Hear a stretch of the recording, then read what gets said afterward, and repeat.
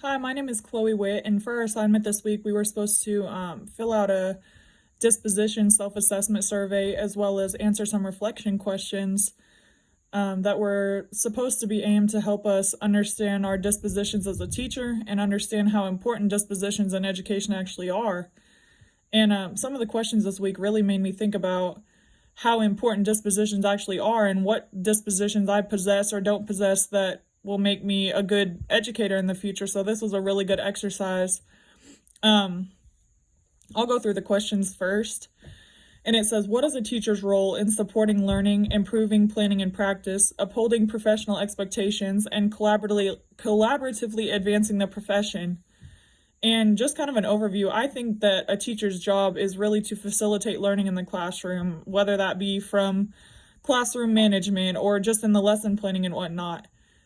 So teachers should always show professional conduct in everything they do because it's super important for them to be able to lead students and have parents feel comfortable and administrators and everything like that.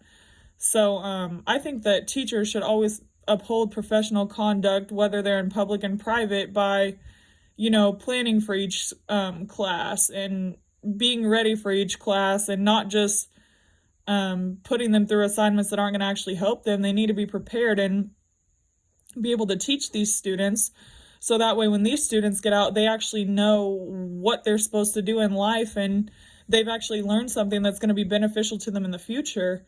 And then students should hold themselves accountable by doing their work on time and holding themselves accountable for missed assignments they have or missed deadlines. And then I also think that teachers, it's really important for them to have collaboration because without collaboration, I think it would potentially hinder the actual learning process that are done by teachers because I know my husband, he's a teacher right now, a first-year teacher, and he has a mentor teacher that answers any questions he may have or anything like that. So without that teacher, I know he would be having a lot harder of a time just with personal struggles he's dealing with in the school or, stuff like that.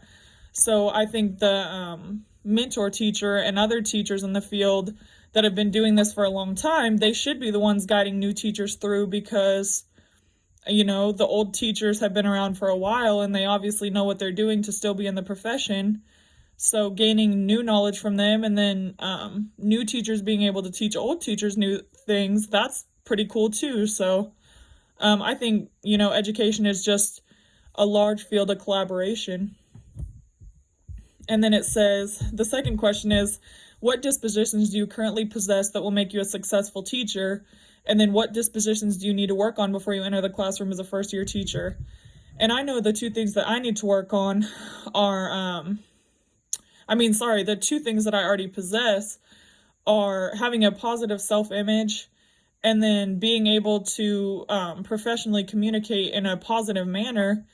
And I think having a positive self-image is important because teachers, coaches, educators, whatever in general, they are supposed to have a positive image, and doing something to tarnish that image could ultimately lead to an end in the career of teaching or coaching. I'm also a coach, so coaches are always in the public eye and teachers are as well. So that's something that I think I have going for me. Like I always want people to think highly of me and positively of me. And then another one that I have, like I said, is that I'm a very good communicator and a very good listener. And those are both important for a good teacher because they need to be able to listen to other teachers or administrators or even students and parents and find a way to accommodate to the concerns of most people. And then some things that I need to work on are being able to take criticism because sometimes I have a hard time admitting when I'm wrong and, what I need to fix and whatnot. So being able to take criticism would help me a lot because it will make me a better person and a better educator and everything like that.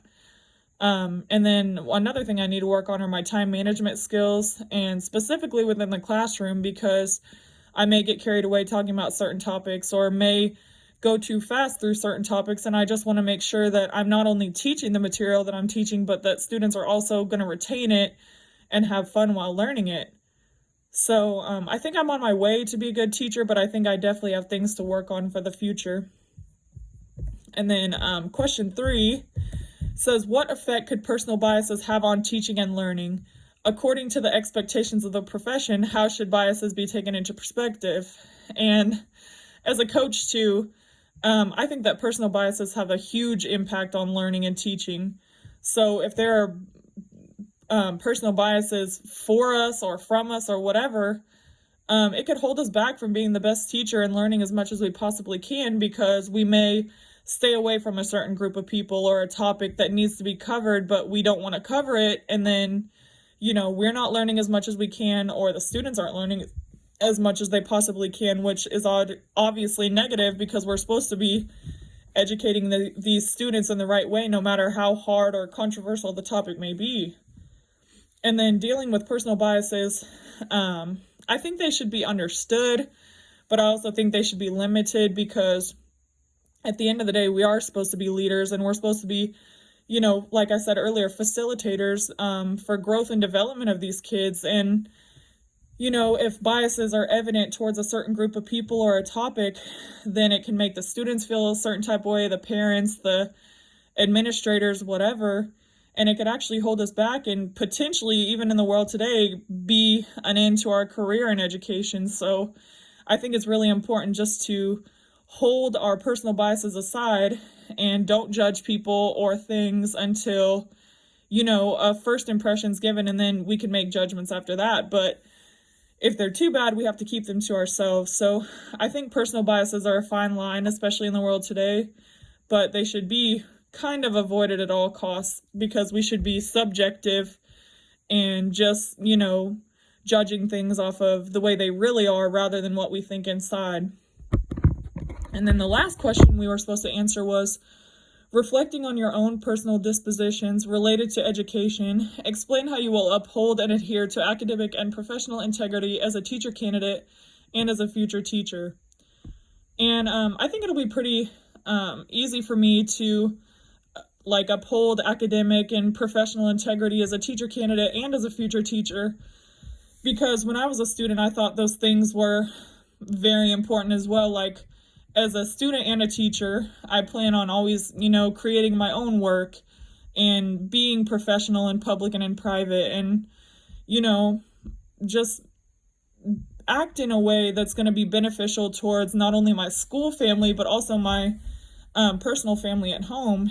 And, acting in a certain way can really, like I said, be an end to a career if it's not in the right way. So I will always also make sure that my students and parents and administrators are holding up to their end of the deal and being and having integrity, because if they're not being honest and have integrity, how am I supposed to hold myself or others accountable if I'm letting them slide away with things and stuff like that? So I'm going to hold myself to high standards professionally and academically, and also my students. And just taking this survey and answering these questions really made me understand that back in the day, I had a lot of teachers that weren't able to adjust their teaching styles or stuff like that. And it really hurt, because I was one that could learn easy, but what about those students that couldn't?